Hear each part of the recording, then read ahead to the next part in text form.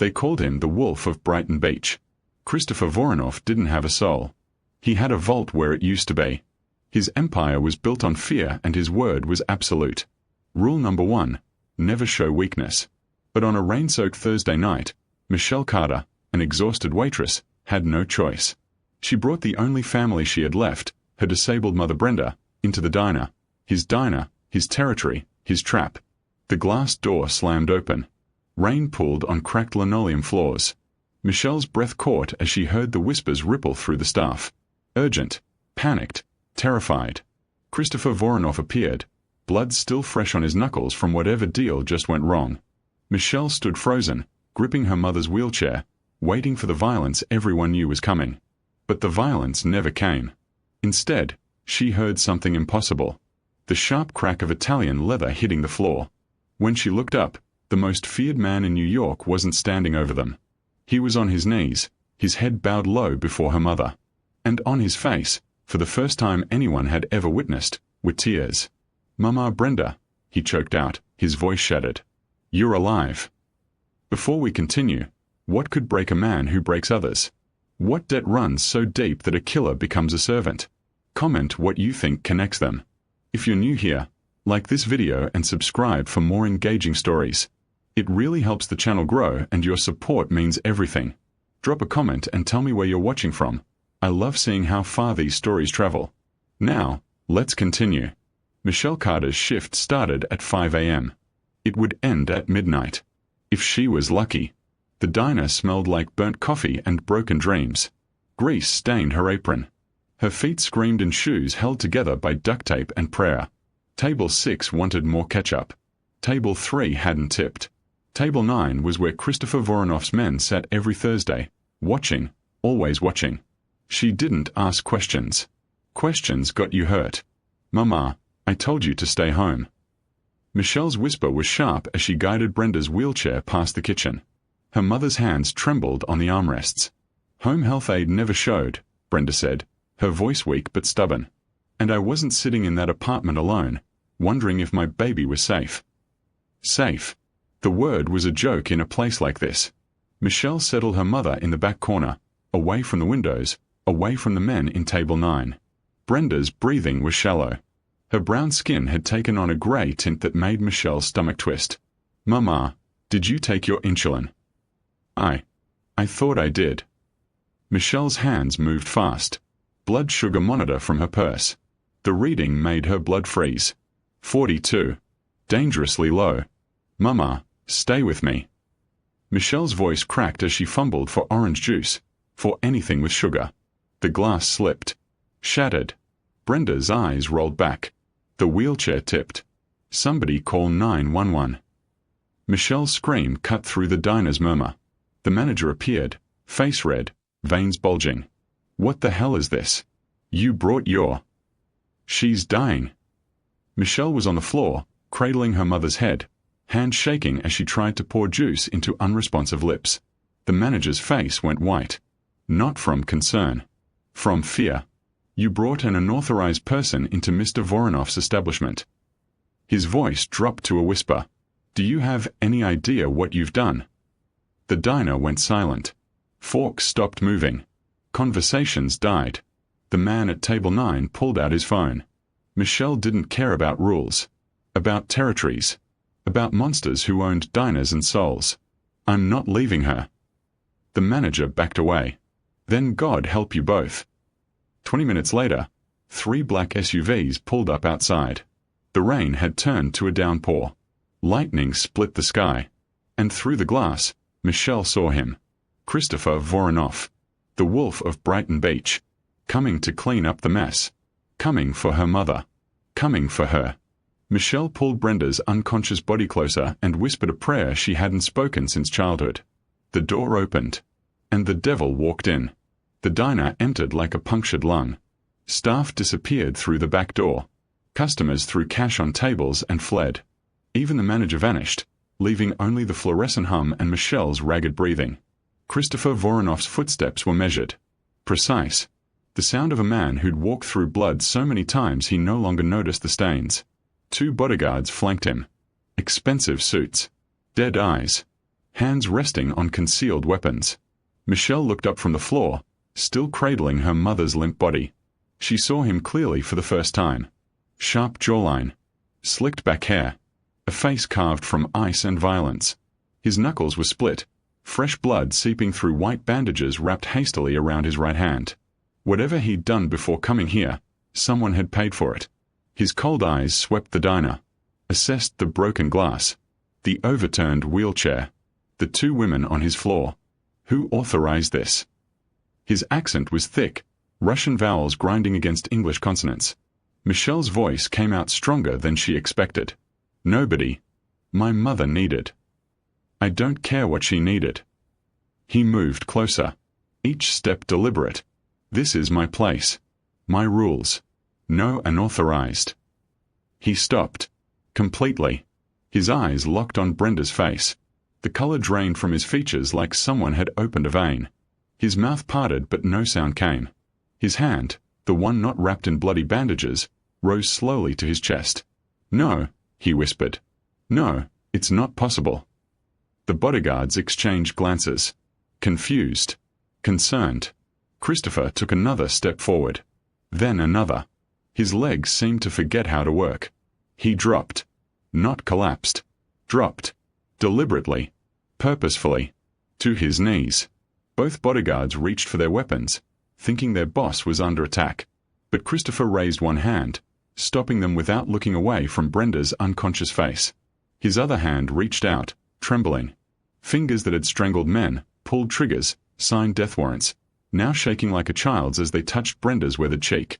Mama Brenda, he choked out. The words broke apart in his throat. Tai Jiva. Bwazha Moi, Tai Jiva. Tears. Actual tears.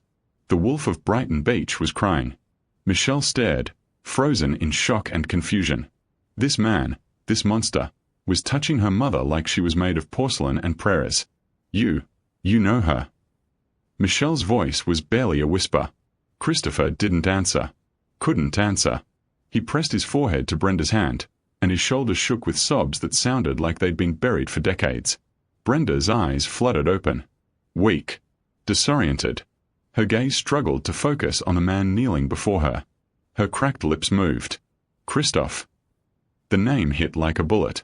Christopher's head snapped up, eyes red and streaming. D.A. Mama. D.A. It's me. You're Christoph. And then the most dangerous man in New York collapsed into the arms of a dying woman and wept like the lost boy he'd once been. Christopher's hands wouldn't stop shaking.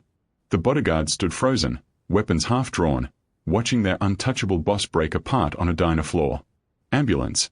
Christopher barked without looking up, his face still buried against Brenda's shoulder. Now. Private. St. Vincent's. Tell them Voronoff is coming and they will have a room ready or I burn the fucking hospital down. One bodyguard was already on the phone. Michelle watched this impossible scene unfold, her mother's frail hand now resting on the head of a man who looked like he could kill with a thought. Mama, Michelle whispered. Mama, who is this? Brenda's eyes were clearer now, focused on Christopher's face with a mixture of disbelief and something that looked like grief. My boy, she breathed. My sweet, lost boy. Brooklyn, 1992. 32 years ago. 12-year-old Christoph Voronoff stepped off the plane at JFK with nothing but the clothes on his back and an address written on a scrap of paper. His father's associates were supposed to meet him. They never came. The Soviet Union had collapsed. The old networks were dead or dying. And a small boy with broken English and no money was easy to forget. He slept in subway stations, ate from dumpsters, learned that America's streets were just as cold as Moscow's, only the accents were different. On his third week, older boys found him in an alley in Brooklyn. They wanted his coat. He fought. They broke 2 of his ribs, cracked his nose, and left him bleeding in the snow behind a laundromat. That's where Brenda Carter found him.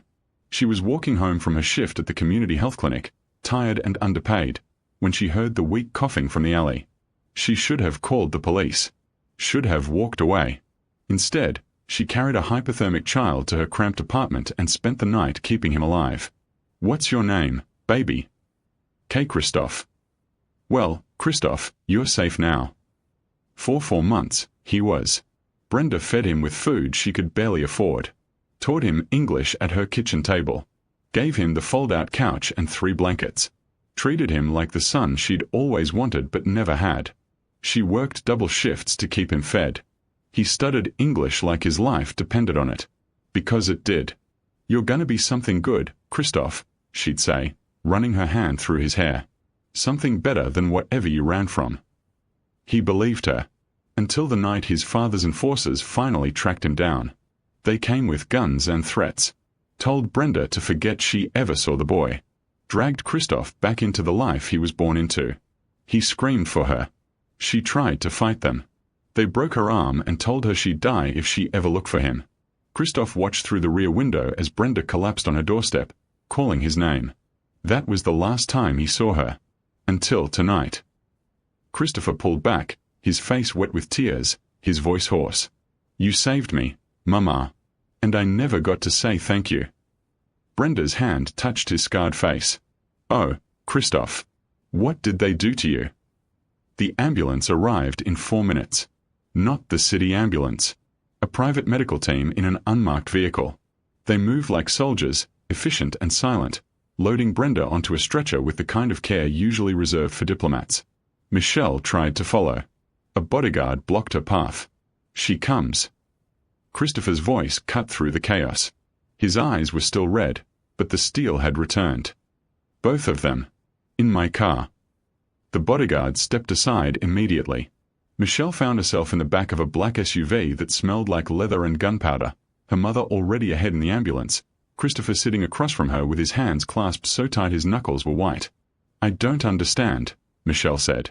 Her voice shook. "Who are you? What do you want from us?" Christopher looked at her for the first time. Really looked. "Your mother gave me life when I had none," he said quietly. "I owe her everything. Which means I owe you everything. We don't need. What you need is not the question." His tone wasn't cruel.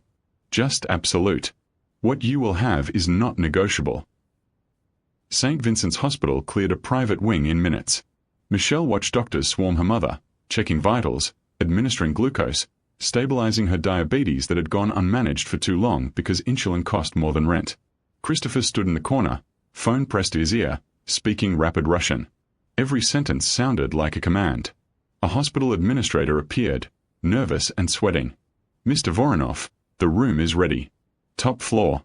Whatever she needs." "She needs everything." Christopher's voice was ice. "The best doctors. The best care.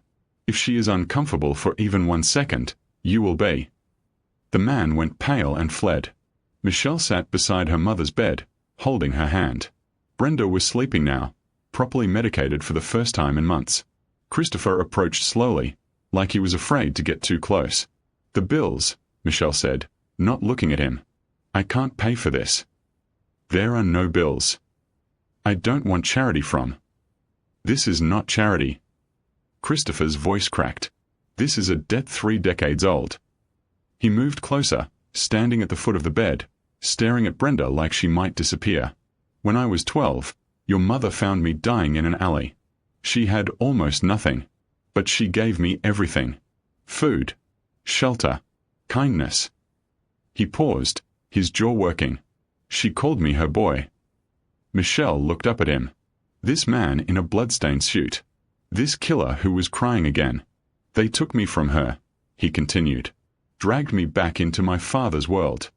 I became what they needed me to be. Cold. Ruthless. The wolf." He finally met Michelle's eyes. But she saw something else. Something good. And for 4 months, I believed her. And now she's back. His voice turned hard. Determined. And I will give her the life she deserved. The life I took from her. A doctor entered with paperwork. Christopher signed everything without reading. Medical power of attorney. Financial responsibility. Anything they put in front of him. Michelle watched this impossible transformation. The monster becoming a man. Or maybe just a lost boy who'd finally found his way home. 3 weeks later, Brenda Carter was scolding a Mafia boss about vegetables. "Christoph, you don't eat enough greens. Look at you, all that meat and vodka. You'll have a heart attack before 50. Christopher Voronoff, the wolf of Brighton Beach, sat at Brenda's bedside and accepted the lecture like a child caught stealing cookies. Yes, Mama. Michelle watched from the doorway, still trying to reconcile this reality. Her mother had a private suite that looked like a five-star hotel. Nurses checked on her every hour. Physical therapists worked on her mobility. The medical bills that had buried them for years simply vanished. And Christopher visited every single day. Sometimes twice. He brought flowers. Sat quietly while Brenda slept. Let her scold him about the life he'd chosen. You could have been something good, Brenda said, her voice weak but firm. A doctor. A teacher. Something that helped people. I help people, Mama. His voice was soft. Ashamed. By hurting others. She touched his scarred knuckles. That's not help, baby. That's just more pain. He had no answer for that. Michelle cleared her throat. Both looked up. The doctor says she can come home next week, Michelle said. If there's still a home to go to. Christopher stood. Your building's landlord has been dealt with. No more leaks. No more broken heat. Your rent is handled. I told you I don't want. And I told you this is not negotiable. He moved toward the door, then paused. There's an apartment. Better building. Better neighborhood. Already furnished. Wheelchair accessible. He wouldn't meet her eyes. Your choice. But it's available. He left before she could argue. Across the city, in a warehouse that smelled like blood and motor oil, Viktor the butcher Morozov watched surveillance footage on a laptop screen. Christopher Voronoff entering a hospital. Carrying flowers. Christopher Voronoff sitting beside an elderly black woman's bed. Christopher Voronoff looking soft. Viktor smiled. It was not a pleasant expression. How long has this been happening? He asked his surveillance team. 3 weeks, boss. Every day. Sometimes twice. And the woman? Brenda Carter. 68. Disabled. Daughter's a waitress named Michelle. They're nobody. Viktor's smile widened. Nobody is exactly what we need. His second-in-command shifted uncomfortably. Boss, if we touch Voronoff's people. Voronoff has no people. Viktor lit a cigarette. The wolf doesn't have a pack. He has employees. Fear keeps them loyal. He tapped the screen showing Christopher holding Brenda's hand. But this is different. This is weakness. What's the play? Viktor blew smoke toward the ceiling. We give the wolf a choice. His territory or his new family. He stubbed out the cigarette. Either way, we win. Back at the hospital, Christopher's head of security found him in the parking garage. Sir, we have a problem. Christopher's jaw tightened. What kind? Morozov's men have been watching. They know about the women. Christopher's hand went to his gun instinctively. Then stopped. Brenda's voice echoed in his head. You could have been something good. Double their protection, he said quietly. Move them to the secure building tonight. Assign a detail. Sir, with respect, maybe it's better if you distance yourself. For their safety. Christopher turned, and his security chief saw something in his eyes that made him step back. I lost her once, Christopher said, his voice like winter. I won't lose her again. Michelle's protection detail disappeared at 9:47 p.m. She didn't notice at first. The 2 men in the black sedan had been a constant presence for 3 days, parked outside the new apartment building, following at a distance when she went to work, always watching. She'd hated it. Now, loading her mother's wheelchair into the accessible van Christopher had provided, she realized the street was empty. No sedan. No watchful eyes. Just silence and the smell of rain. Mama, let's go back inside. Baby, I've been cooped up for a month. I just want to see the park. Now, Mama. Something in Michelle's voice made Brenda stop arguing. They made it to the elevator. Michelle's hand shook as she pressed the button for the 8th floor. The doors started to close. A hand stopped them. 3 men stepped in. Expensive suits. Dead eyes. Wrong smiles. Michelle Carter. The lead man's accent was thick Russian. Not Christopher's controlled tone. Something cruder. Michelle positioned herself in front of her mother's wheelchair. Who's asking? Mr. Morozov wants to talk. I don't know any Morozov. But you know Voronoff. The man's smile widened. And that makes you very interesting. The elevator doors opened on the 8th floor. Michelle tried to push past them. The man grabbed her arm. Don't make this difficult. Brenda's cane swung hard, cracking against his knee. The man yelped and stumbled. Don't you touch my daughter. Michelle shoved the wheelchair forward, ramming it into the other two men. They scattered. She and Brenda burst into the hallway. Michelle's fingers fumbled with keys. The apartment door. Safety. Just 20 feet away. Footsteps behind them. Fast. Angry. The door flew open. Michelle dragged the wheelchair inside. Slammed the door. Threw the deadbolt. Fists pounded against wood. Open up. You're only making it worse. Michelle grabbed her phone with shaking hands. Christopher had given her a number. Emergency only. She dialed. He answered on the first ring. Michelle. There are men. They said Morozov sent them. They want. The pounding stopped. Silence. Michelle's breath came in gasps. Brenda sat rigid in her wheelchair, cane gripped like a weapon. Where are you? Christopher's voice was ice and murder. The apartment. We locked. Crash. The door exploded inward. Not picked. Not finessed. Shattered. 4 men entered. Not the 3 from the elevator. Fresh team. Bigger. Armed. Michelle grabbed a kitchen knife. Brenda positioned her wheelchair between her daughter and the gunman. The lead man pulled out his phone. Video call. Viktor Morozov's face filled the screen. Scarred. Smiling. Is Voronoff listening? Michelle's phone was still connected. She held it up. Hello, Christopher, Viktor said. I have something of yours. Well, someone. 2 someones. His smile was acid. Come to the old meat packing plant on Pier 47. Alone. 1 hour. He leaned closer to the camera. Or I send you back pieces of the woman who made you human. The call ended. Christopher's voice came through Michelle's phone. Calm. Controlled. Deadly. Michelle. Put Brenda on the phone. Michelle held it to her mother's ear. Whatever Christopher said made Brenda close her eyes. Her weathered hand touched the phone screen like she could reach through it.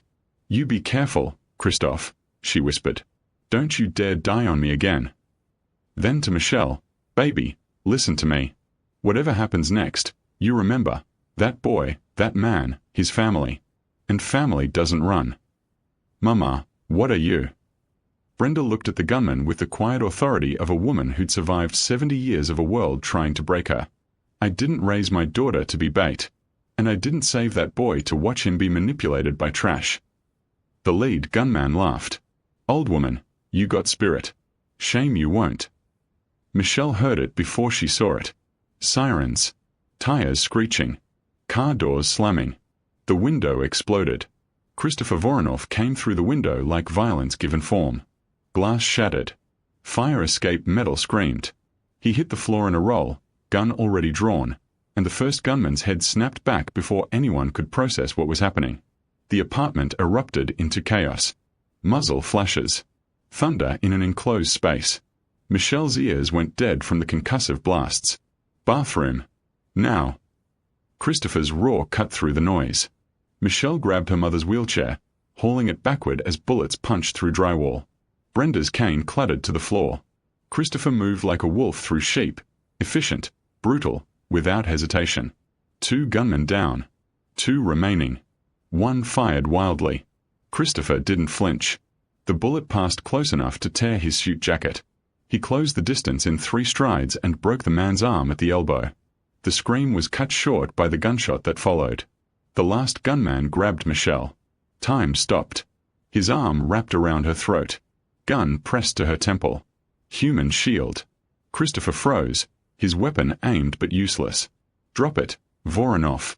Drop it or I paint the walls with. Brenda's wheelchair shot forward.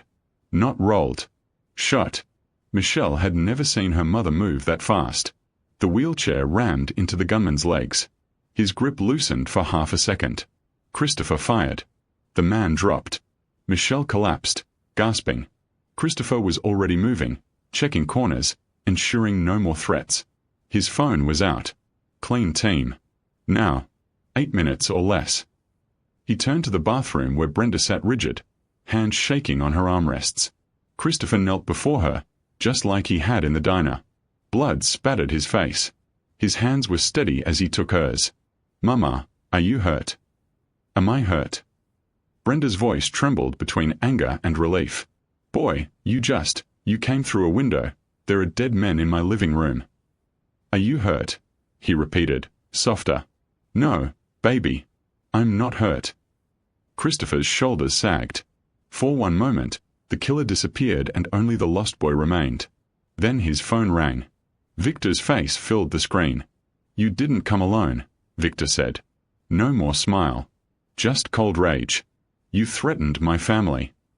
Christopher stood, placing himself between the camera and the women. "That was your last mistake. This isn't over, Voronoff. I have 20 men moving on your 20 men are already dead." Christopher's voice was winter itself. "Your warehouse on Pier 47 is burning. Your bank accounts in the Caymans are frozen.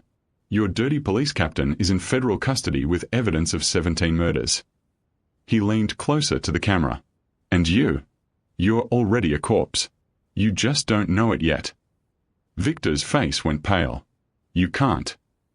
I own this city, Viktor. I let you think you were competition, but you touched what's mine." Christopher's eyes were dead. Empty. The wolf fully unleashed. There's no negotiation. No terms. Just consequences. The call ended. Christopher turned back to Michelle and Brenda. His face shifted, the monster retreating, the man returning. "Pack what you need. We are leaving. Somewhere safe until—" "No." Brenda's voice was quiet but absolute. Christopher stared at her. "Mama, it's not safe. I didn't run when my husband left. Didn't run when the neighborhood burned. Didn't run when they told me my daughter would never make it." Brenda's eyes were steel wrapped in compassion. "And I won't run now. You end this, Christoph. You end it tonight. If I leave you." "You won't." Brenda reached up and touched his blooded face. "Because you're taking us with you. St. Vincent's Hospital. 3:42 a.m. 2 beds. Side by side in the private wing. Brenda Carter lay in one, 4 drip in her arm, blood pressure cuff beeping steadily. The chaos had spiked her vitals. Doctors had stabilized her, sedated her lightly, but she'd refused to sleep until she saw him. Christopher Voronoff occupied the other bed. Bullet wound. Right shoulder. Through and through. Clean exit. He'd taken it shielding them both when Viktor's last desperate gunman had fired from the stairwell during the evacuation. Christopher had killed the man with his offhand while bleeding. Now he lay propped up on pillows, shirtless, bandaged, looking more human than Michelle had ever seen him. Vulnerable. Mortal. Michelle sat between the beds, holding both their hands. "You're an idiot," Brenda said softly. Her voice was weak but her grip was iron. "Taking bullets at your age." "I'm 42, Mama." "Exactly. Too old for this foolishness." Christopher smiled. Actually smiled. "Yes, Mama." The door opened. Not doctors. Police. Michelle tensed. Christopher didn't. 2 detectives entered. Older men. Tired eyes. The kind who'd seen too much to be shocked by anything. "Mr. Voronoff," the lead detective said. His tone was carefully neutral. "We need a statement." "I'm sure you do." 4 dead men in an apartment. Another 3 in various locations across Brooklyn. A warehouse fire. And Viktor Morozov found in the East River an hour ago. The detective pulled out a notepad. Apparent suicide. Drove his car off the pier. "Tragic," Christopher said flatly. "Very." The detective's eyes said he knew exactly what had happened. "For the record, we are treating the apartment incident as self-defense. Armed home invasion. You were protecting 2 civilians." He glanced at Brenda and Michelle. "That about right?" Michelle nodded. Mute. "And the rest?" the detective asked. Christopher's lawyer materialized in the doorway. Expensive suit. Briefcase. The kind of attorney who made problems disappear. My client has no knowledge of any other incidents, the lawyer said smoothly. He was the victim of an attack and defended himself. Anything else is speculation. The detective sighed. Closed his notebook. Captain Rodriguez has been arrested. Federal charges. Turns out he's been on someone's payroll for years. I'm sure Internal Affairs will handle it thoroughly, Christopher said. The detective looked at him for a long moment. You know what's funny, Voronoff? 20 years I've been trying to put you away. 20 years of witnesses disappearing, evidence vanishing, cases falling apart. He glanced at Brenda. And the one thing I never expected was for someone to make you human. He turned to leave, then paused. For what it's worth, Morozov was garbage. The world's better without him. He met Christopher's eyes. But you hurt these women, become what you were again? I'll find a way. Understand? Completely. The detectives left. Silence filled the room, broken only by the steady beep of monitors. Brenda's hand squeezed Christopher's. He's right, you know, she said quietly. You hurt my girl, hurt yourself, go back to that darkness. Her voice cracked. I didn't get you back just to lose you again, Christoph. Christopher turned his head to look at her. His eyes were wet. I'll try, Mama. I'll try to be what you saw in me. That's all I ask, baby. That's all I ever asked. Michelle watched them, this impossible bond forged in violence and resurrection, and realized she was crying. Christopher noticed. His free hand reached for hers. Ito moje mya, he said quietly. Russian and English mixed together. This is my family. Anyone who threatens you threatens me. Anyone who hurts you. He didn't finish. Didn't need to. Michelle squeezed back. 3 months later. Sunday dinner in Brenda Carter's apartment smelled like pot roast and redemption. The accessible apartment Christopher had secured wasn't just wheelchair-friendly. It was beautiful. Hardwood floors. Natural light. A kitchen large enough for Brenda to actually cook in. Medical equipment hidden tastefully in a spare room that looked like a bedroom, not a hospital. Michelle stood at the counter, chopping vegetables. She'd quit the diner. Christopher had insisted. Not charity, a job. Real work managing the community foundation he'd established in Brenda's name. Legal money. Clean money. Money that helped people instead of hurting them. Her nursing school acceptance letter was framed on the wall. Full scholarship. Anonymous donor. She didn't ask questions anymore. Christopher sat at the dining table in jeans and a simple black shirt, helping Brenda fold napkins. No suit. No gun visible. No bodyguards inside the apartment, though Michelle knew they were stationed discreetly outside. The wolf learning to be human. Christoph, you're doing it wrong, Brenda scolded, taking the napkin from his hands. Watch. Like this. He watched with the focus he once gave to criminal enterprises. Now you try. He tried. Got it wrong again. Brenda swatted his hand lightly. He took the correction like a blessing. Michelle smiled despite herself. This man, this killer who'd eliminated an entire rival organization in one night, was being taught napkin folding by a 70-year-old woman with a wooden cane. And he was grateful for it. Dinner's almost ready, Michelle announced. Good, Brenda said. I'm starving. And Christoph needs to eat. Look at him, all bones and brooding. I'm not brooding, Mama. You're always brooding. It's genetic. Russian men and brooding. Lord help us. Christopher's phone buzzed. Business. Always business. He glanced at it. Frowned. Started to reach for it. Brenda's cane tapped his hand. No phones at Sunday dinner. How many times do I have to tell you? He withdrew his hand immediately. Yes, Mama. The phone went silent. Somewhere in Brooklyn, someone's problem would have to wait. Because the Wolf of Brighton Beach answered to a higher authority now. They sat down together. 3 play settings. 3 lives that should never have intersected. Michelle served the pot roast. Christopher poured water. Brenda presided over it all like the queen she'd always been. Christoph, would you say grace? Brenda asked. He hesitated. I don't remember how. Then I'll teach you. Again. Brenda reached out her weathered hands. Christopher took one. Michelle took the other. They bowed their heads. "Dear Lord," Brenda began, her voice soft but strong. "Thank you for this food. Thank you for this home. Thank you for second chances we don't deserve but receive anyway." Her grip tightened on Christopher's hand. "Thank you for bringing my lost boy home. Help him remember he's more than what the world made him. Help him be what you made him. Amen." "Amen," Michelle whispered. Christopher's voice was barely audible. "Amen." They ate together, laughed together.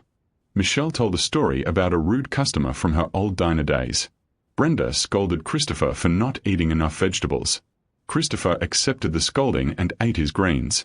As the evening light faded through the windows, Michelle looked at this strange family forged in violence and blood and unexpected grace. The Mafia boss who knelt before a disabled woman. The mother who never stopped believing in the boy she'd saved. The daughter who learned that monsters could become men if someone loved them enough to show them how. Outside, the city continued its chaos. Deals were made. Territories shifted. The underworld turned without pause. But inside this apartment, there was peace.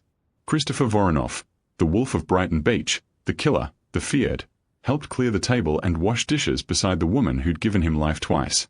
Once in an alley in 1992, and again in a diner 32 years later.